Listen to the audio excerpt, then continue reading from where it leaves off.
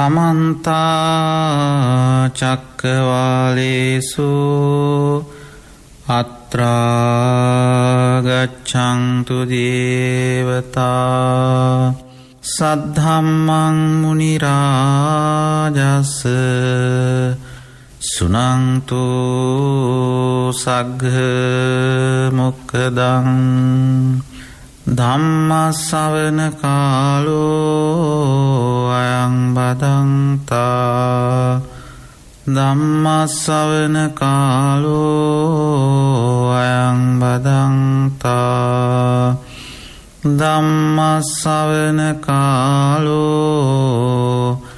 අයං බදන්තා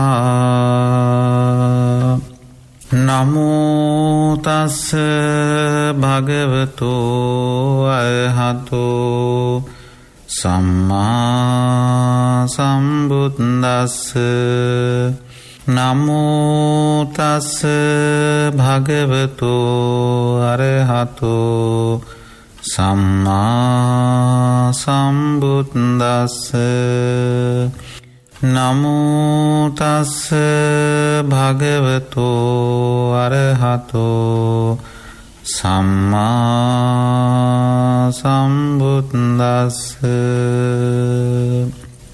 ඒ භාග්‍යවත්නෝ අරහත්නෝ සම්මා සම්බුදුරජාණන් වහන්සේට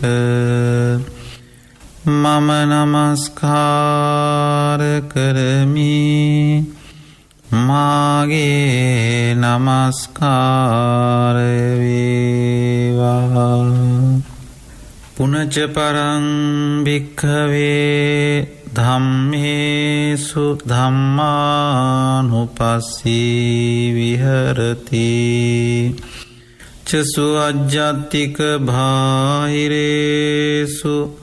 ආයතනේසු කතංච පන භික්ඛවේ භික්ඛු ධම්මේසු ධම්මානුපස්සී විහෙරති චසු අජ්ජත්තික බාහිරේසු ආයතනේසු කායංච පජානාති පොට්ටබ්බෝති පජානාති යංච තදුභයං පටිච්ච උප්පජ්ජති සංයෝජනං තංච පජානාති යථාච අනුපන්නස්ස සංයෝජනස්ස උපාදෝ හෝති තංච පජානාති යථාච උප්පන්නස්ස සංයෝජනස්ස පහානං හෝති තංච පජානාති යථාච පහීනස්ස සංයෝජනස්ස ආයතින් අනුපාදෝ හෝති තංච පජානාති වාසනාවන්ත ලක්වැසි ලෝවැසි සැදැහැති පින්නතුනි සිත නිවන බුදුබණ ඔස්සේ සද්ධර්ම ශ්‍රාවක වූ ඔබට සංසාර විමුක්තියක් අපේක්ෂාවෙන් කටයුතු කරන ඔබට ඒ සංසාර විමුක්තියට මඟ කියන වැඩිය යුතුම බෝධිපාක්ෂික ධර්ම සත්තිස් බෝධිපාක්ෂික ධර්ම පිළිබඳව කෙරෙන දේශනා පෙළෙහි සතර සතිපට්ඨානයේ ධම්මානුපස්සනාවේ ආයතන කොටසට අයිති කායායතනයයි අද අපි සාකච්ඡා කරන්නේ. පිනතුනි කය පිළිබඳව ධම්මානුපස්සීව ධර්මානුකූලව කය පිළිබඳව දකින්නේ කොහොමද කියන කාරණය සාකච්ඡා කරන්නටයි මේ දේශනාවේදී අපි බලාපොරොත්තු වෙන්නේ.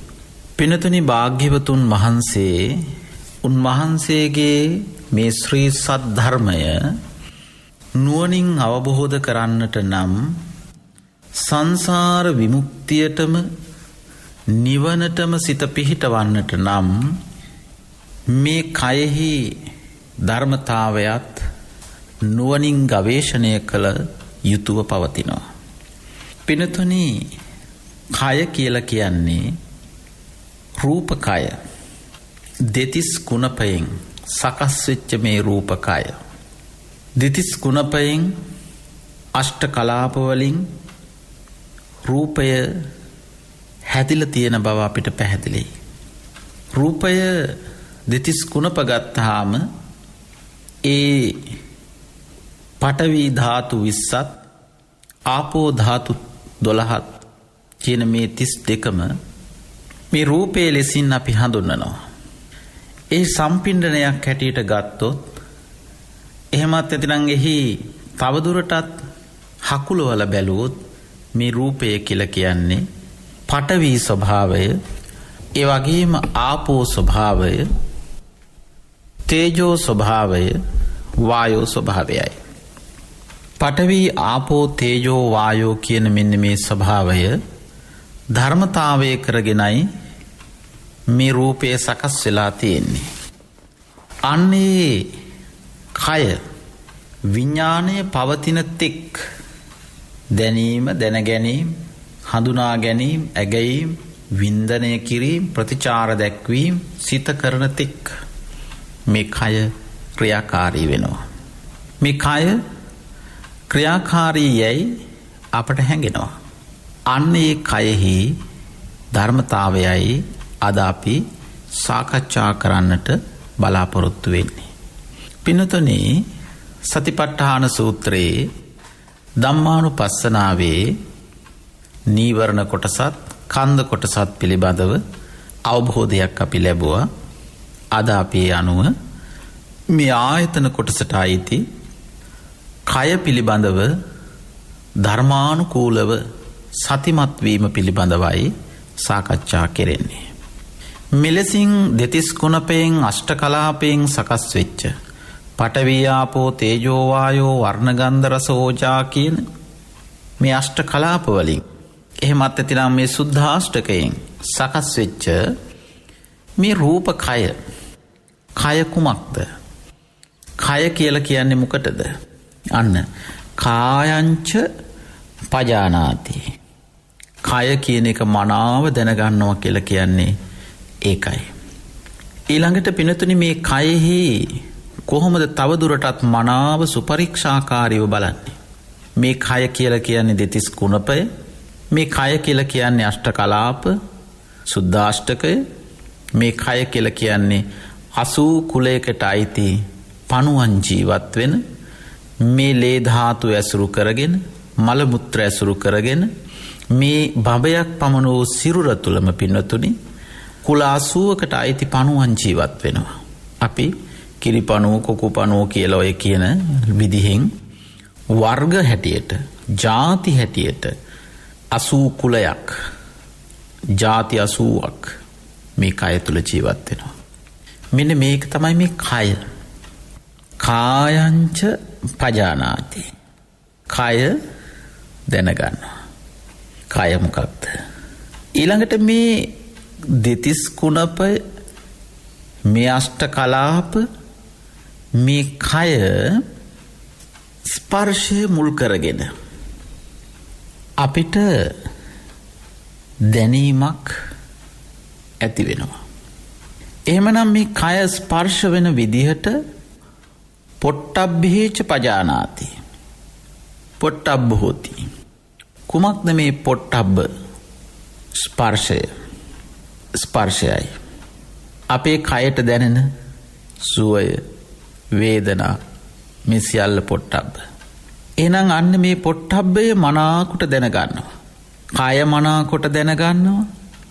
පොට්ටබ්බය මනාකොට දැනගන්නවා. මේ කයයි පොට්ටබ්බයයි නිසා, පොට්ටබ්බ කියලා කියන්නේ ස්පර්ශය. ඒ ස්පර්ශය නිසා යංච තදුබය යම් ආකාරයක පටිච්ච උප්පජ්ජති මේ දෙදෙනාගේ ගැටීම නිසා හට ගැනීමක් වෙනවා. කයයි ස්පර්ශයයි නිසා හට ගැනීමක් වෙනවා. මේ කයත් ස්පර්ශයත් දෙකම නිසාම පටිච්ච උප්පජ්ජති සංයෝජන අන්න පිනතුනි බන්ධනයක් සකස් වෙනවා. බැඳීමක් ඇති වෙනවා. තංච පජානාති අන්නේ ඇති වෙන බැඳීම කුමක්දැයි ඒ බවත් මනාකොට දැනගන්නවා. දැන් කය දැනගන්නවා, කයේ ස්පර්ශය දැනගන්නවා, කයත් ස්පර්ශයත් නිසා හටගන්න බන්ධනය දැනගන්නවා. දැන් බලන්න පින්නතුනි, ඔබ නිදන යහන ඔබ ස්පර්ශ වෙලා ඔබේ කය ඔබට සුව පහසු දෙන එතනයි. පහසු තැන. ඔබ හසුන් ගන්න ආසනය ඔබට පහසු තැන එතනයි. එක බන්ධනයක්. බැම්මක්. මට නම් වෙන කොහෙවත් නිින්ද යන්නේ නැහැ. මං නිදා ගන්න තැන හැරෙන්නට. මට වෙන තැනක ගිහිල්ලා ඉන්න බෑ. නිින්ද යන්නේ නැහැ. මං නිදා ගන්න ආසනෙට වැටුනොත් තමයි මට හොඳට නිින්ද යන්නේ. ඔහොම කතා අපිට ඇහෙනවා. ඒ කියන්නේ පිනතුනි කයයි ස්පර්ශයයි නිසා බන්ධනයක් ඇති වෙලා යම් හට ගැනීමක් වෙලා අන්න බන්ධනය අන්න බැම්ම සංයෝජනය ඔය විදිහට පින්නතුනි ඔබ නිදන යහන පමණක් නෙවෙයි ඔබේ දූපුතුන් ස්වාමි භාර්යා හැටියට ඔබේ ඥාති හිතයිශීන් හැටියට ඔබේ ගේ දොර හැටියට ඔබේ කියල නොයෙක් යම් යම් දේවල් ඇද්ද ඒ හැම එකක් එක්කම පින්නතුනි කය ස්පර්ශ වන හැම එකක් එක්කම ඒ ස්පර්ශයත් එක්ක යම් හට ගැනීමක් යම් බන්ධනයක් වෙලා කොහොමද අපි සංසාරයෙන් එහෙමනම් ඉගොඩවන්නේ? මෙලෙසින් බන්ධන සිදු වෙනකොට මෙලෙසින් බැඳීම් ඇති වෙනකොට කොහොමද අපි මේ සංසාරයෙන් නිමාව දකින්නේ? බලන්න පින්නතුනි එහෙමනම් මෙන්න මේ බන්ධනය ඒක අදත් තියෙනවා හෙටත් තියේවි. එහෙනම් ඒක කුමක්දැයි ඔබ නුවණින් පරීක්ෂා කරන විට ඔබට නුවණ අවබෝධය ප්‍රඥායස පහළවන්නට පටන් ගන්නවා. කය මනාකොට දැනගත්තා. කයෙහි ස්පර්ශය මනාකොට දැනගත්තා. කයත් ස්පර්ශයත් නිසා මේ දෙක නිසා හටගන්න බන්ධනය සංයෝජනය කුමක්ද කියලා මන අවබෝධයකට පැමිණියා. දැන් බලන්න පින්නතුනි ඔබ නිදන ආසනයම ඔබ ගන්න. ඔබ දීර්ඝ කාලීන උපන් දවසේ ඉඳලා හිටපු තැන නෙවෙයි ඔය. ඒ නිසා ඔබ පරිහරණය කරන නිවස ඔබ දැන් ජීවත් වෙන නිවසම නෙවෙයි. අතීතයේ ඔබ වෙන වෙන නිවෙස්වල හිටියා වෙන්න පුළුවන්. දැන් බලන්න පින්නතුනි ඉන්න තැනට අනුව උපාදාන අලුත් වෙවි නැති උපාදාන ඇති වෙන හැටි බලන්න. යථාච අනුප්පන්නස්ස සංයෝජනස්ස උපාදෝ හෝති තංච පජානාති. යම්සේ නූපන් ඔබ මෙතෙක් නොවිඳි සුවයක් නූපන් ඇලීම් නම් වූ බන්ධනයක් සංයෝජනයක් උපාදෝ හෝති උපදින බව. බලන්න පිනතුනි ඔබ යම් තැනක ඇලී සිටියට ඒ ඇලුණු සිත මම ඇලුනේ මෙතන පමණයි කියලා මට අවශ්‍ය මෙතන මේ දේ පමණයි කියලා ඔබ හිතුවට ඔබේ හිතේ රිද්මය ඔබේ සිතේ රටාව බලන්න යම්සේ නූපං ඇලීම් නැමැති බන්ධන උපාදෝ හෝති උපන් බව උපදින බව උපදින විට උපන් බව තංච පජානාති දැනගන්නවා. උපදිනවා. මේ කය මුල් කරගෙන පින්නතුනි ස්පර්ශයේ විවිධ ආකාරයෙන් හටගන්නවා. ඒ හටගන්න ස්පර්ශය පිළිබඳව නුවණ දියුණු කරන්න. මෙතෙක් නොවිඳි මෙතෙක් නූපං ඇලීම් නැමැති බන්ධනයයි මේ ඇති වූයේ. එහෙම නූපන් බන්ධන, නූපන් ඇලීම් නැමැති බන්ධන, නූපන් ගැටීම් නැමැති බන්ධන, ලෝභ සිතුවිලි වලින්, මෝහ සිතුවිලි වලින්, ද්වේෂ සිතුවිලි වලින් ඇති වෙන විට හරියට සුපරික්ෂාකාරීව හිත දිහා බලාගෙන ඉන්නකොට කය මුල් කරගෙන නූපන් ඇලීම් නැමැති බන්ධන ඇතිවෙන බව ස්වභාවිකයි, ධර්මතාවයක්. තංච පජානාති, අන්න ඒකත් මනාකොට දැනගන්න. ඒ කාරණයත් මනවින් අවබෝධ කරගන්න, තේරුම් ගන්න. ඊළඟට බලන්න පින්නතුනි, භාග්‍යවතුන් වහන්සේ දේශනා කරනවා යථාච uppannස්ස සංයෝජනස්ස පහානං හෝති තංච පජානාති. මේ කය ස්පර්ශ වෙලා කොච්චරනම් ඇලීම් නැමැති බන්ධන ඇති වුණාද? උපන් සංයෝජන කොච්චරද? මම මෙන්න මේ ස්පර්ශයට හරි කැමතියි, ප්‍රියයි, මනාපයි, ස්ටයි, කාන්තයි ප්‍රාර්ථනා කරගෙන හිටපු ඇති වුණු බන්ධන, මේ ශරීර කූඩුව, මේ 80 කුලයකට අයිති පණුවන් ජීවත් වෙන, මේ අෂ්ට කලාප වලින් සකස් වෙච්ච දෙතිස් කුණපයකින් පිරුණු මේ රූපස්කන්ධය නිසා ඔබ ඒ කය ස්පර්ශ වෙලා ඇති වෙච්ච කොයිතරම් බන්ධන, උපන් බන්ධන තිබුණද? මම කැමති, මම ප්‍රියයි, මට මිහිරි, මට සුවයක්, මට සහනයක් කියලා ඔබ උපන් ඇලීම් නැමැති බන්ධන කොච්චර තිබුණද? අතීතයට ඔබේ ජීවිතය පිළිබඳ හිතන්න. මේ මොහොතෙත් මේ කාරණය සිද්ධ වෙනවා. නමුත් පින්නතුනි, අපිට වැටහෙන අතීත වර්තමානයෙන් මොහොතක් හිතන්න. උපන් සංයෝජන කෝ දැන්? ඒ මිහිර, ඒ සුවය, ඒ උපන් ඇලීම් නැමැති බන්ධනය දැන් මොකද වෙලා තියෙන්නේ? පහානං හෝති, ප්‍රහාණ වූ බව දැන් නැහැ. පහාන වූ බව, ප්‍රහාණය වූ බව, ප්‍රහීන වූ බව මනාකොට දැනගන්න. කය දැනගන්නවා, ස්පර්ශය දැනගන්නවා, කයත් ස්පර්ශයත් නිසා හටගන්න බන්ධනය දැනගන්නවා. ඒ බන්ධනය නූපන් බන්ධන, උපදින බව දැනගන්නවා. උපන් බන්ධන, ඇලීම් නැමැති බන්ධන ප්‍රහීන වෙන බව දැනගන්නවා. තංච පජානාති, අන්නේ කාරණයක් දැනගන්න. මේ කයි, මේ ස්වභාවය, මේ ධර්මතාවයයි, සිස්ටම් එකයි.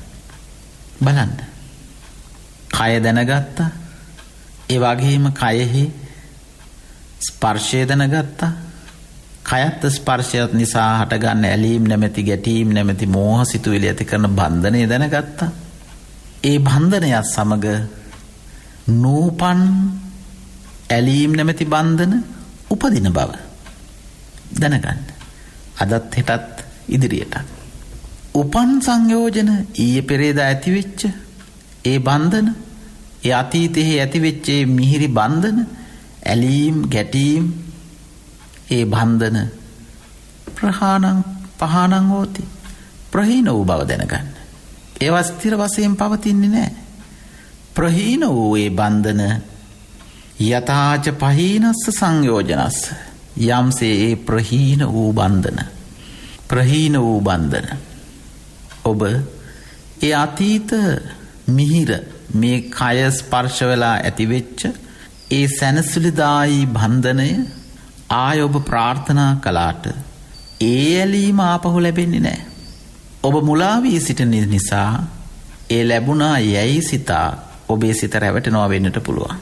නමුත් පින්නතුනි, භාග්‍යවතුන් වහන්සේ විස්තර කරනවා යථාච පහීනස්ස සංයෝජනස්ස, යම්සේ ප්‍රහීන වූ ඇලීම් නැමැති බන්ධන ආයතින් අනුපාදෝ හෝති, නැවත නූපදින බව, නැවත ඇති කරගත නොහැකි බව මනාකොට දැනගන්න. එහෙනම් පින්නතුනි, ජීවිතේ විඳිනවා කියලා ඔබ ඒ මොහොතේ ඇතිවෙන කාය ස්පර්ශයයි, කයත් කාය ස්පර්ශයත් පමණයි ඔබ දකින්නේ. ඔබ හිතනවා මම පෙර විඳි සුවයමයි මේ විඳින්නේ. සරලම උදාහරණයක් ගනිමු. ඔබේ නිවසේ තියෙනවා යම් තේ කොළ වර්ගයක්. ඔබ ඒකින් තේ එකක් සකස් කරගෙන බොනවා. ඒ තේ එක හෙටත් බොනවා ඔබ. ඒ විදිහටම හදාගෙන. හැබැයි ඔබ පෙර විඳි තේ එකේ සුවය නෙවෙයි එවිට ඔබ විඳින්නේ. ඔබට තේරෙනවා ඒ තේ කොළමයි, ඒ වතුර වලින්මයි, ඒ කෝප්පයමයි, ඒ බොන කෙනාමයි කියලා ඔබට පෙනුනට පින්නතුනි. ඒ පෙර විඳි සුවය, පෙර විඳි රසය, පෙර විඳි ස්පර්ශය නැවත ඔබට විඳින්නට බෑ. එහෙම ස්පර්ශයක් නිත්‍ය වශයෙන් ලෝකේ නැහැ. කොච්චර ලස්සනට අපිට පෙනෙනවද? කයෙහි ධර්මතාවය, කයෙහි යථා ස්වභාවය, කයෙහි අවබෝධය ඇති කරගන්නට පුළුවන්. භාග්‍යවතුන් වහන්සේ මෙන්න මෙලෙසින් මේ උදාර කාරණය පිළිබඳව විස්තර කරනවා. එහෙමනම් දැන් පුනච පරං භික්ඛවේ භික්ඛු ධම්මේසු ධම්මානුපස්සී විහෙරති. නැවත මහණෙනි භික්ෂුව මේ ධර්මතාවයේ පිළිබඳව ධම්මානුපස්සී වන්නේ මෙලෙසයි. චසු අජ්ජත්තික බාහිරේසු ආයතනේතු. මේ ආයතන බාහිර අභ්‍යන්තර ආයතන පිළිබඳව සතිමත් වන ආකාරය. කතංච පන භික්ඛවේ භික්ඛු කොහොමද මහණෙනි භික්ෂුව ධම්මේසු ධම්මානුපස්සී ආන දැන් ඔබට ධර්මානුපස්සී වන ආකාරය දැනෙනවා. චසු අජ්ජත්තික බාහිරේසු. ඒනොත් අපි අද මේ සාකච්ඡා කරන්නේ කාය ආයතනය. කය දැනගත්තා. කයෙහි ස්පර්ශය දැනගත්තා. කයත් ස්පර්ශයත් නිසා යංච තදුබයං යම් ආකාරයක හට ගැනීමක් සිද්ධ වෙනවා. ඒකට අපි කියනවා බන්ධනය කියලා. කැමැත්ත, බැම්ම, බැඳීම, ආලය ඔය නොයෙක් වචනකින් හඳුන්වන්න පුළුවන්. ඒ බන්ධනය මනාකොට දැනගන්නවා. කුමක්ද මේ ඇති වුණු බන්ධනය? යථාච අනුප්පන්නස්ස නූපං ඇලීම් නැමැති බන්ධන ඇති බව, උපන් බව මනාව දැනගන්නවා. උපන් සංයෝජන ඇලීම් නැමැති බන්ධන ප්‍රහීන වන බව දැනගන්නවා. ප්‍රහීන වූ ඇලීම් නැමැති බන්ධන මතු නූපදින බව මනාව දැනගන්නවා. ආය පින්නතුනි ඇලීම් ගැටීම් හැපීම් ඇති කරගන්න දෙයක් නැති බව අපිට මේ තුලින් වැටහෙනවා. අවබෝධ වෙනවා. තේරෙන්න පටන් ගන්නවා. වැටහෙන්න පටන් ගන්නවා. භාග්‍යවතුන් වහන්සේ අන්න ඒ කාරණයයි විස්තර කරන්නට යෙදුනේ. පින්තුනි බුදුරජාණන් වහන්සේ විසින් මේ පෙන්වා වදාළ මේ උතුම් ධර්ම මාර්ගය තවදුරටත් උන්වහන්සේ විශේෂ වශයෙන් විස්තර කරනවා. ඉති අජ්ජත්තං වා ධම්මේසු ධම්මානුපස්සී විහෙරති. අජ්ජත්ත වශයෙන් තමන්ගේ හැටියට, අනුන්ගේ හැටියට මේ කයේ ස්වභාවය, මේ කයේ එක් එක් ඉන්ද්‍රියන් වෙන වෙනම අරගෙන තමන්ට අජ්ජත්ත වෙන, බහිද්ද වෙන කය ගැන හිතන්න පුළුවන්. තමන්ගේ හැටියට, අනුන්ගේ හැටියට හිතන්න පුළුවන්. ඔය හැම කයකම යථාර්ථයයි, සත්‍යයයි නුවණින් වටහා ගන්න. කායංච පජානාති.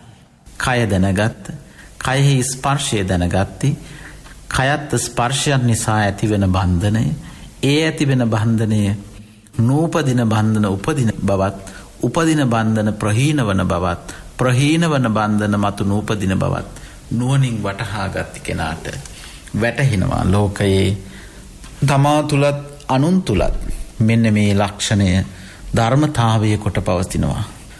ඉති අජ්ජත්තං වා ධම්මේසු ධම්මානුපස්සී විහෙරති. බහිද්ධාවා ධම්මේසු ධම්මානුපස්සී විහෙරති. අජ්ජත්ත බහිද්ධාවා ධම්මේසු ධම්මානුපස්සී විහෙරති. අජ්ජත්ත බහිද්ධ වශයෙන් මෙන්න මේ ධර්මතාවය නුවණින් වටහා ගන්න. ඊළඟට භාග්‍යවතුන් වහන්සේ දේශනා කරනවා පිනතුනි මෙන්න මේ කයේ මේ ස්වභාවය මෙන්න මේ නිසා තමයි අපි හිතන්නේ පෙර විඳි සුවයම මා විඳිනවා, ඒ කැමැති රසයම මා විඳිනවා කියන මේ අවබෝධයන් අපිට ඇතිවන්නේ භාග්‍යවතුන් වහන්සේ පෙන්වන පරිදි පිනතුනි සමුදය වය නිසයි. ඇතිවෙන දේ සමුදයයි. භාග්‍යවතුන් වහන්සේ විස්තර වශයෙන් දේශනා කරනවා සමුදය. සමුදය කියලා කිව්වේ පින්නතුනි හටගන්න ආකාරය. දැන් මේ කයත් ස්පර්ශයත් මුල් කරගෙන බන්ධන හටගන්න විදිහත් උපන් සංයෝජන ප්‍රහීන වන බවත් ප්‍රහීන වූ සංයෝජන මතු නූපදින බවත් මෙන්න මේක සමුදය වෙන එකක්. හටගන්න ආකාරය මොකක්ද මේ රටාව, මොකක්ද මේ යථාර්ථය? සමුදය හටගන්න ආකාරය ධම්මානුපස්සීවා අවබෝධයෙන් දකිනවා. අවබෝධයෙන් දකිනවා. දැන් ගැටීම් ඇලීම් නැහැ. ධර්මතාවයේ දකිනවා. අවබෝධයෙන් දකිනවා. ප්‍රඥාවෙන් දකිනවා. අවබෝධයෙන් දකිමින් ධම්මේසු විහෙරති. ධම්මේසු ධම්මානුපස්සී විහෙරති. සමුදය ධම්මානුපස්සීවා ධම්මේසු විහෙරති. මේ හටගන්න ස්වභාවය දැනගෙන වාසය කරනවා. සමුදය ධම්මානුපස්සීවා ධම්මේසු විහෙරති. මෙන්න මේ කයෙහි මේ ස්වභාවය සමුදය දැනගන්නවා. ඊළඟට වය ධම්මානුපස්සීවා ධම්මේසු විහෙරති. වය ධම්මානුපස්සීවා ධම්මේසු විහෙරති. මොකක්ද ඒ කියන්නේ? මේ හටගන්න ආකාරය වගේම හටගන්න ඒවා අභාවයට යන ආකාරය. හටගත්ති සිතුවිලි වලට මොකද වෙන්නේ? ඒ හටගත්ත සිතුවිලි අභාවයට යනවා. උපං සංයෝජන ප්‍රහීන වෙනවා. උපන් සංයෝජන උපදින බවත් දැනගන්නවා. උපං සංයෝජන ප්‍රහීන වන බවත් දැනගන්නවා. නූපං සංයෝජන උපදින බවත් දැනගන්නවා. උපං සංයෝජන ප්‍රහීන වන බවත් දැනගන්නවා. ප්‍රහීන වූ සංයෝජන මතු නූපදින බවත් මනාව දකින්න කෙනාට වය තේරෙනවා. වය කියලා කියන්නේ පින්නතුනි අභාවයට යන ආකාරය. බලන්න පින්නතුනි කොතෙක් නම් අපි මේ ශරීරය සුව පහසු අසුන් වල වාඩි කරවලා ඇද්ද? කොතෙක් නම් අපි මේ ශරීරය පිරිමැදීම් ඒ වගේම සුවයයි කියලා අපි හිතපු අවස්ථා කොච්චර ඇද්ද? ඒ හැම එකක්ම පින්නතුනි අභාවයට යන ආකාරය. කලකිරීම සඳහා නෙවෙයි, පවතින ස්වභාවය දැනගන්නවා. ඒවා භාවයට යන ආකාරයක් දැනගන්නවා. හැම වෙලාවෙම වෙන්නේ පින්නතුනි මේ කයත් ස්පර්ශයත් නිසා හටගන්න බන්ධනය මොකද වෙන්නේ? සමුදය වය ධම්මානුපස්සීවා ධම්මේසු විහෙරති. සමුදය සහ වය වෙමින් පවතිනවා. ඇතිවීම සහ නැතිවීම ධර්මතාවයේ කොට පවතිනවා. එහෙනම් අපි විඳින මේ සුවයයි හිතන දේ, සතුටයයි හිතන දේ, මිහිරියයි හිතන දේ, ඒ තුල ඒ මිහිර සතුට සැනසීම කියන එකක් නෙවෙයි තියෙන්නේ. ඒකේ ඇත්ත මොකක්ද? අවබෝධයෙන් දකින්නකොට තේරෙනවා සමුදය වය. ඇතිවීම නැතිවීම. හටගන්න ආකාරය සහ අභාවයට යන ආකාරයක් විතරයි තියෙන්නේ. හටගන්න ආකාරය සහ අභාවයට යෑමක් පමණයි. අන්නේ කාරණේ ධම්මානුපස්සීව අවබෝධයෙන් දකින විට පින්නතුනේ සංසාර විමුක්තියට අවශ්‍ය කරන ඉඩහසර අපේ සිත තුළ ගොඩ නැගෙන්න පටන් ගන්නවා. කොහොමද? අත්ති ධම්මාතිවා පනස්ස සතිපච්චු පට්ඨිතා හෝති. අත්ති ධම්මාතිවා පනස්ස සතිපච්චු පට්ඨිතා හෝති. මෙන්න මේ කියන ධර්මතාවය ගැන අත්ති ධම්මාතිවා. මෙතන මොකක්ද තියෙන්නේ? ධම්මාති. මේ ධර්මතාවය කුමක්ද? අත්ති ධම්මාත්. මේ ධර්මතාවය කුමක්ද? සමුදය වයනං ඇලීම් නැමැති බන්ධනයෙහි යථාව ඇත්ත සත්‍ය. එහෙනම් මෙතන තියෙන්නේ මොකක්ද? අත්ති ධම්මාති. අත්ති කියන්නේ තියෙනවා, ධම්මාති ධර්මතාවයක්. කුමක්ද මේ ධර්මතාවය? අනිත්‍ය, දුක්ඛ, අනාත්ම කියන මේ ත්‍රිලක්ෂණයයි. වෙනස් නොවන ස්වභාවයයි. ඇතිවෙන ඒවා නිත්‍ය නෑ. නිත්‍ය නොවන නිසා දුක සහිතයි. දුක් සහිත දේ ආත්ම වශයෙන් පවතින්නේ නෑ. එහෙනම් ධම්මාතිවා අනිත්‍ය දුක්ඛ අනාත්ම කියන පනස්ස සතිපච්චුපට්ඨිතා හෝති. මෙන්න මේ කියන විදිහෙන් ශ්‍රාවකයා, භික්ෂුව, භික්ෂුණිය, උපාසක උපාසිකාව, භාවනානුයෝගියා, යෝගාවචරයා හිත දියුණු කරනවා. ප්‍රඥාව දියුණු කරනවා. නුවණ දියුණු කරනවා. මොකක්ද කරන්නේ? අත්ති ධම්මාතිවා පනස්ස සතිපච්චුපට්ඨිතා හෝති. සති කියලා කිව්වේ සිහිය. දැන් බලන්න පින්නතුනි, ප්‍රඥාවෙන් අපි දැන් මේ ආයතන කොටසට අයිති ආයතන වෙන වෙනම, ඇහැ වෙනම, සෝති ඉන්ද්‍රිය වෙනම, ගාහන ඉන්ද්‍රිය වෙනම, ජීවහා ඉන්ද්‍රිය වෙනම සාකච්ඡා කළේ. එතකොට ඔබට තේරෙනවා ඒ හැම ඉන්ද්‍රියකින්ම අරමුණක්, බන්ධනයක්, ඇලීම් නැමැති බන්ධනයක් වේවා, ගැටීම් නැමැති බන්ධනයක් වේවා, මෝහය නිසා ඇතිවෙන බන්ධනයක් වේවා, කෙලෙසින් කෙසේ කොතනක කුමන ඉන්ද්‍රියක් මුල් කරගෙන ඇති වුණත් එහි අත්ති ධම්මාති, එහි ධර්මතාවය අනිත්‍ය දුක්ඛ අනාත්ම ලක්ෂණයයි. එවිට ශ්‍රාවකයාට, යෝගාවචරයාට, භික්ෂුවට, භික්ෂුණියට, උපාසක උපාසිකාවට සිහිය සතිපච්චුපට්ඨිතා හෝති, බලවත්ව පිහිටනවා. ප්‍රඥාව හොඳට පිහිටනවා. බලවත්සේ පිහිටනවා. අන්නේ බලවත්ව පිහිටන ප්‍රඥාව නැතිනම් බලවත්ව පිහිටන සිහිය, දැන් ඔබට මේ දේශනාව අහනකොට ඇතිවෙන ඔය අවබෝධය ඔතනින් නතර නොකොට යාවදේව තව දුරටත් ඉදිරියටත් මොකද කරන්නේ? ඥානමත්තාය අවබෝධයේ දියුණුවට. අවබෝධයක් අපිට තියෙනවා. දැන් මේ දේශනාව අහනකොටත් අපිට යම් අවබෝධයක් ඇති වෙනවා. අන්නේ ඇතිවෙන අවබෝධයේ දියුණුවට, ඒ ඇතිවෙන අවබෝධය තව දුරටත් දියුණු කරගන්න. ඥානමත්තාය කියන්නේ එහෙමනම් අවබෝධය දියුණු කරගන්න. පතිස්සති මත්තාය, සිහිය දියුණු කරගන්න. සිහිය බලවත්ව පිහිටනවා. හරියට මණිකක් ලැබෙනවා, ඒ මණික උපදමනවා වගේ. හිතට මේ ධර්මතාවය වැටහෙනවා. වැටහෙන ධර්මතාවය මනාව සිහිය දියුණුවට පත් කරගන්නවා. සිහියත් දියුණු කරනවා. අවබෝධයත් දියුණු කරනවා.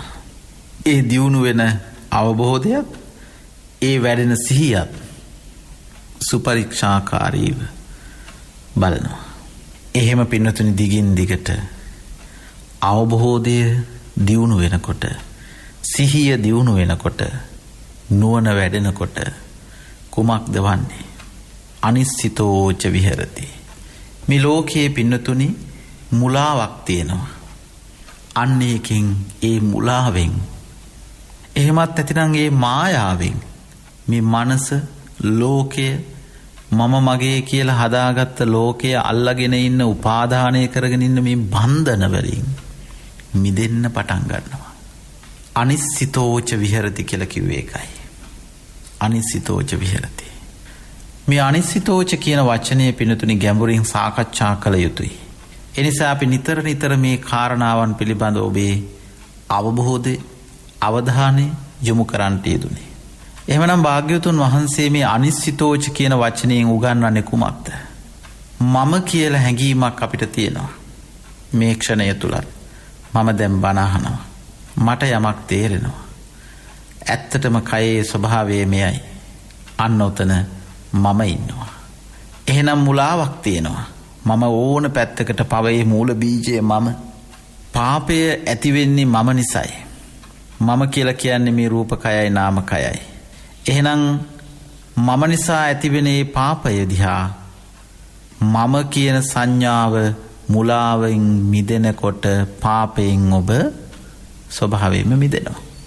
එහෙනම් අනිස්සිතෝච විහෙරති කියලා කිව්වේ මම කියලා හැඟීමකින්, මගේ කියන හැඟීමකින් මගේ ආත්ම කියන මේ දෘෂ්ටියට නොවැටි මුලාවටපත් නොවී වාසය කිරීමයි. එහෙමනම් පිනතුනි ලෝකේ මගේ ආත්ම වශයෙන් කිසිවක් නැතිනම් කුමටද අපි ඇලෙන්නේ? ඇලෙන්න දෙයක් නැහැ. නචකින්චි ලෝකේ උපාදීයති. මේ ලෝකේ පිනතුනි උපාදාන ඇතිවන්නේ නැහැ. උපාදාන පච්චයෝ භව. අපි කෙලෙස් සහිතව සිටින තාක් මෙන්න මේ අවබෝධයේ මේ සිහියේ දියුණුව මේ අවබෝධයේ දියුණුව ඇති වෙන තාක් අපි මේ සංසාරේ කොතනක හෝ කුමන භවයක් හෝ උපාදාන කිරීමයි ස්වභාවය කොට පවතින්නේ. එහෙමනම් ලෝතුරා තථාගත අමාමෑණී බුදු පියාණන් වහන්සේ විසින් දේශනා කොට වදාරනවා අන්නේ මුලාවෙන් මිදෙන්න. මුලාවෙන් මිදුණු වහා ඔබට මේ ලෝකයේ කිසිවක් දැඩිව ග්‍රහණය කිරීමෙන් නොවන බව, නොකරන බව ධර්මතාවයේ බවට පත් වෙනවා. ලෝකෙ කිසිවක් උපාදාන නොකරයි නම්, ලෝකෙ කිසිවක් දැඩිව අල්වා ගැනීමක් නැත්නම් උපේක්ෂාවෙන් මධ්‍යසිතකින් බැලිය හැකි තැනට සිතපත් කරගත්තා නම්, සිත දියුණු කරගත්තා නම්, සිත වඩා ගත්තා නම්, සිත පෝෂණය කරගත්තා නම් උපාදාන නිසා ඇතිවෙන භවයේ නිමාවටපත් වෙනවා. භවය අවසන් කියලා කියන්නේ පිනතුනි ආය අපි දුකටපත් වෙන්නේ නැහැ. ආය අපි මේ සංසාර ගොරමර සසරෙහි මරණය ඇතිවන්නේ නැහැ. වයෝවෘද්ධ වෙන්නේ නැහැ. සැනසීම සුවය කරා සිත මෙහෙවීමේ අවබෝධාත්මක යථාර්ථයක් කරා අපි ළඟා වෙනවා. එහෙනම් ලෝකේ උපාදාන නැති තැන භවය නැහැ. භවය නැතිනම් එයා සංසාර විමුක්තිය ලබනවා. සතිපට්ඨාන සූත්‍රයේදී භාග්‍යවතුන් වහන්සේ අවධාරණය කරන්නෙත් එයයි. උන්වහන්සේ පෙන්වා වදාළේ යම් කෙනෙක් අවබෝධයෙන් හරි පිරිසිදු දැනුමකින් මේ සතර සතිපට්ඨානයේ ගවේෂණය කරනවද, එයාට පුළුවන්කම ලැබෙනවා සංසාර විමුක්තිය නිවන් මඟ පසක් කරගන්නට අවශ්‍ය කරන ධර්ම මාර්ගයට එළඹෙන්නට. එහෙමනම් භාග්‍යවතුන් වහන්සේ විසින් විස්තර වශයෙන් දේශනා කොට වදාළ මෙන්න මේ උපාදාන නොවන තැනට මේ කයේ ධර්මතාවයත් කයේ යථාර්ථයත් නුවණින් ප්‍රඥාවෙන් විමසීමමයි අප විසින් කළ යුතුව පවතින්නේ. එහෙමනම් පින්තුනි භාග්‍යවතුන් වහන්සේ දේශනා කොට වදාළ පරිදි අපිට මේ සංසාර විමුක්තියට අවශ්‍ය කරන අවබෝධයේ ධර්මඥානයේ දියුණු කර ගැනීමක්, ධර්මතාවයේ දෙස ලෝකයෙන් බලන ක්‍රමයක් භාග්‍යවතුන් වහන්සේ ඉගැන්වුවා. මේ කාය ඉන්ද්‍රිය මුල් කරගෙන කය දැනගන්නවා, කයෙහි ස්පර්ශය දැනගන්නවා, කයත් ස්පර්ශයත් නිසා ඇතිවෙන ඇලීම් නැමැති බන්ධනය දැනගන්නවා. ඒ බන්ධන නූපන් බන්ධන උපදින බව දැනගන්නවා. උපදින බන්ධන ප්‍රහාණය වෙන බව දැනගන්නවා. ප්‍රහාණය වූ බන්ධන මතු නූපදින බව තේරුම් ගන්නවා. එවිට අජ්ජත්ත බහිද්ධ වශයෙන් තමන්ගේ අනුන්ගේ වශයෙන් කයෙහි යථාර්ථය නුවණින් තේරුම් ගත්තාම සමුදය වය වටහා ගන්නවා. සමුදය වය වටහා ගැනීමෙන් එයාට අනිත්‍ය දුක්ඛ අනාත්ම කියන මේ ත්‍රිලක්ෂණය පිළිබඳ යථා අවබෝධයේ වැටහීම ඇති වෙනවා. ඒ ඇතිවීමෙන් එයාගේ සිහිය බලවත්ව පිහිටනවා. බලවත්ව පිහිටපු සිහිය දියුණු කරගන්නවා. අවබෝධයක් දියුණු කරගන්නවා. දියුණු කරගත්තාම මුලාවෙන් නැගිටිනවා.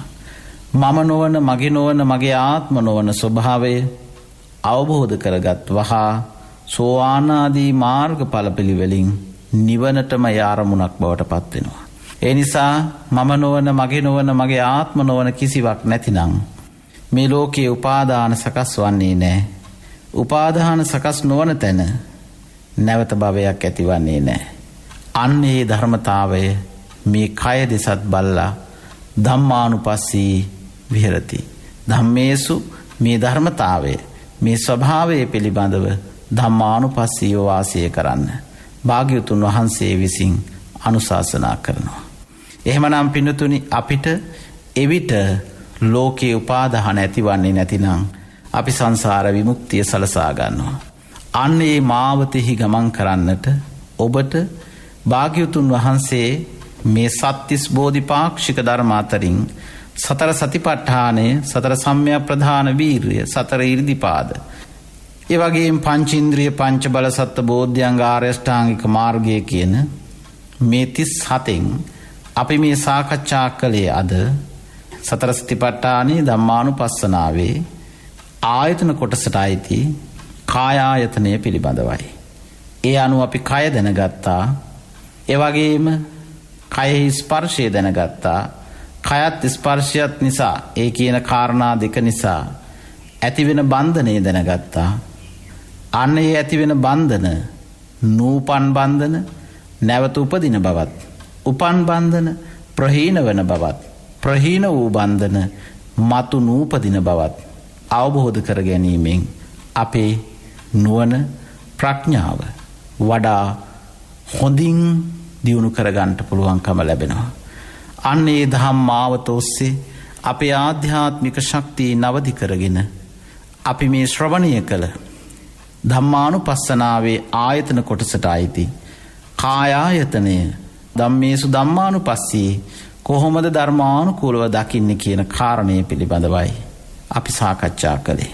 මේ උතුම් සද්ධර්මානුශාසනය තුලින් අපි රැස් කළ උතුම් කුසලය අපටත් සංසාර විමුක්තිය පිණිස, මුලාවෙන් අවදිවීම පිණිස, මම නොවන, මගේ නොවන, මගේ ආත්ම නොවන දෙයක් මයි කියලා ලෝකයේ දෙස සැහැල්ලුවෙන් බලන්නට පුළුවන් ඥානවන්ත පුණ්‍යවන්ත වූ සැහැල්ලු සිතක් පහළ වේවා. ඔබට උතුම් ධර්ම මාර්ගයෙන් පසක් වේවායි ආශිර්වාද ප්‍රාර්ථනා කරනවා. පිනතුනි, මේ ලෝකයේ මුළු මහත් ලෝකයේම ඊ타ම අසීරු අපහසුතාවයකට පත්ව ඇති වෙලාවේ අපි චිත්ත අධිෂ්ඨාන පවත්වමු. මේ උතුම් ලක් දෙරණ තුල සාමය, සමගිය, සෞභාග්‍ය පැතිරේවා. වහවහ උතුම් ධර්ම මාර්ගයට සිත් පහන් කරන්නට හැම සිත් සතන් නිවි පහන් වේවා. ඒ උතුම් සිතුවිල්ලත් සමගින් අපි මේ උදාර සිත නිවන බුදු බණ ඔස්සේ සතිමත් වෙන සද්ධර්ම ශ්‍රාවකයන් වුණු ඔබට වහවහ උතුම් ධර්ම මාර්ගය ප්‍රකට කරගන්නට, නිවන් දොරගුළු විවර කරගන්නට ඔබට මේ උතුම් දේශනය උපකාරයක් වේවා. ඒ වගේම පින්නතුනි, සද්ධර්ම ශ්‍රාවක වූ ඔබට ධර්ම දේශනා පරිස්කාර හැටියෙන් හෝ එහෙමත් නැතිනම් පින් කැමැති සිතින් ඔබට පුළුවන්කම තිබෙනවා අපේ ධර්ම මන්දිරය ඉදිකිරීම, මේ මහා භද්‍ර කල්පය සිහි ගන්වමින් මහා භද්‍ර කල්ප විහාරය ඉදිකිරීමට සූදානම් කොට තිබෙනවා. අද රටෙහි පවතින තත්ත්වය නිසාවෙන් කටයුතු නතර වී ඇතත් ඉදිරියේදී ඒ කටයුතු වල යෙදෙන්නට, මේ සම්බුද්ධ ශාසනයේ චිරපැවැත්මට, සම්බුද්ධ ශාසනයේ උන්නතිය වෙනුවෙන් කෙරෙනේ මා හැඟි පින්කම් සමගින් ඔබටත් ඒකාත්මික විය හැකි බව මෙත් සිත් පෙරදැරිව සිහිපත් කරන්නට කැමැතියි. පින් කැමැති ඔබට නිවන් දොරගුළු විවර කරන්නට අවස්ථාව සැලසෙන බවද මෙත් සිතින් සිහිපත් කරමින් පින් සිතුවිලි පුරා ගන්නට, ගුණ සිතුවිලි පුරන්නට යම් කෙනෙකුට ඉඩහසරක් සැලසෙනවා නම් ඒ මේ සංසාර ගමනේ අත්හරින මේ ජීවිතේ අරගෙන යන්නට පුළුවන් උතුම්ම පුණ්‍ය නිධානයයි. එලෙසින් ඔබට සිතුවිලි පහළවන්නේ නම් 071 417 8939 අංකයේ ඔස්සේත් 071 415 8939 අංකයේ ඔස්සේත් අපව විමසීමෙන් මේ පිළිබඳව ඔබට අවබෝධයක් ලබාගත හැකි බව මෙත් සිත් පෙරදැරිව සිහිපත් කරමින් මේ උතුම් සද්ධර්මානුශාසනය අප හැම දිනාටම වහවහ නිර්වාණගාමී ප්‍රතිපදාව පිණිසම උපකාරයක්ම වේවා කියන ප්‍රාර්ථනාවන් ඇති කරමු.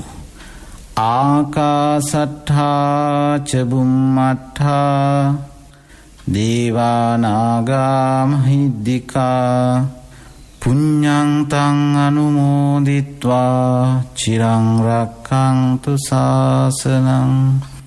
ආකාසට්ඨා ච බුම්මට්ඨා දේවා නාග මහිද්దికා පුඤ්ඤං තං අනුමෝදිත්වා චිරං රක්ඛන්තු දේශනං ආකාසට්ඨා ච බුම්මට්ඨා දේවානාගා මහිද්దికා පුඤ්ඤං තං අනුමෝදිත්වා චිරං රක්ඛන්තු ත්වං සදාති.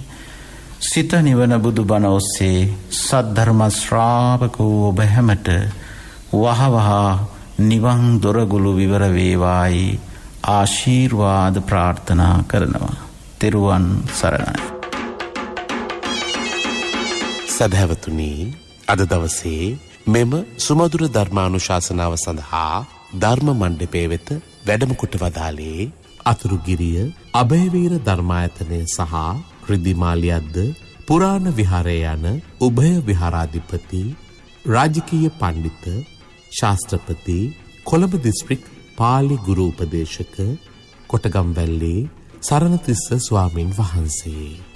අපේ හාමුදුරුවනේ, ඔබ වහන්සේ සිදු කරන ආගමික ශාසනික ධර්ම ප්‍රචාරක කටයුතු තව තවත් සිදු කරන්නට ත්‍රිවිධ රත්නයේ ආශිර්වාදයම ලැබේවායි අපි සාදු සිත පෙරදැරිව ප්‍රාර්ථනා කරමු. අවසරයි අපේ හාමුදුරුවනේ. අද දින මෙම සුමధుර ධර්ම දේශනාව සඳහා දායකත්වයෙන් කටයුතු කරනු ලබන්නේ පානදුරේ මහවිල මාතුපිටිය පාරේ අංක 111 නිවසෙහි පදිංචි පෙරේරා පවුලේ දූ දරුවන් විසින්. ඔවුන්ගේ අරමුණ වූයේ පානදුරේ මහවිල මාතුපිටිය පාරේ අංක 111 නිවසෙහි විසූ කේ සැන්ඩෝල් පෙරේරා ආදරණීය පියාණන් අභාව ප්‍රාප්ත වී අද දිනට පුරා වසර 27ක් පිරීම නිමිත්තෙන් එතුමන්ට පුණ්‍යානුමෝදනා කිරීමයි. එමෙන්ම පරලෝක ප්‍රාප්ත වූ ආදරණීය මෑණියන් වූ ඩී.සී. රත්නායක, ඉලීපිරුමගේ ඇලිස් නෝනා, පිලෝරිස් පෙරේරා, ගුණවතී පෙරේරා, ලයනල් පෙරේරා ඇතුළු වරෙක පරම්පරාවේ සිළු ඥාතීන්ටත් පවුලට සම්බන්ධ සියලු දෙනාගේම මියගිය ඥාතීන්ටත් පුණ්‍යානුමෝදනා කිරීමත් ඔවුන්ගේ අරමුණක් වුණා. එමෙන්ම අද දින නිවසේ සපිරිකර සංඝගත දක්ෂිනාවන් සහ හොරණ ශීලසුව අරණේ ගිලන් ආරාමයේ භික්ෂුන් වහන්සේලාට සිදු කළ දානමය පින්කමෙහි සිළු ආනිශංස පරලෝසැපත් සිළු දෙනා විසින් අත්පත් කරගනිත්වායි ප්‍රාර්ථනා කිරීමත් ඔවුන්ගේ තවත් අරමුණක් වුණා. මේ පින් බලෙන් දේශකයන්න් වහන්සේටත් පවුලේ සුජීවත්ව සිටින සියලු දරු මුණුපුරු මිනිපිරියන්ට එමෙන්ම සියලු ලෝවාසීන්ට නිදුක් නිරෝගී සුවය ලැබේවායි උතුම් ධර්මාවබෝධය ලැබේවායි සියලු දෙවියෝද මේ පින් අනුමෝදන් වේවායි ප්‍රාර්ථනා කිරීමත් ඔවුන්ගේ තවත් අරමුණක් වුණා. ඔවුන්ගේ ඒ සියලු අරමුණු සාක්ෂාත් වේවා. ධර්ම ශ්‍රවණය කළ ඔබටත් සංසාර ගමන කෙලවර උතුම් වූ අමා මහ නිර්වාණ සුවය සාක්ෂාත් කර ගැනීම සඳහා චතුරාර්ය සත්‍ය අවබෝධය පිණිස මේ ධර්ම දානමය පින්කම, මේ ධර්ම ශ්‍රවණය හේතු වාසනා වේවායි අපි සාදුනාදයක් පවත්වා ප්‍රාර්ථනා කරමු. ඒ ප්‍රාර්ථනාවත් සමගින් සදහැවතුනි, ධර්ම දේශනාව හමාර කරමින් සමුගන්නවා. 0706 366 166 දුරකථන අංකයට කතා කිරීමෙන් හෝ කෙටි පණිවිඩයක් යොමු කිරීමෙන් ඔබටත් හැකියාව තිබෙනවා ලක්හඬ සිත නිවන බුදුබණ සුමధుර ධර්මානුශාසනාවන්හි දායකත්වයෙන් කටයුතු කරන්නට. එවෙනුවෙන් ඔබට පිංසිත පහළ වේවා. සියලු දෙනාටම සම්මා සම්බුදු සරණයි.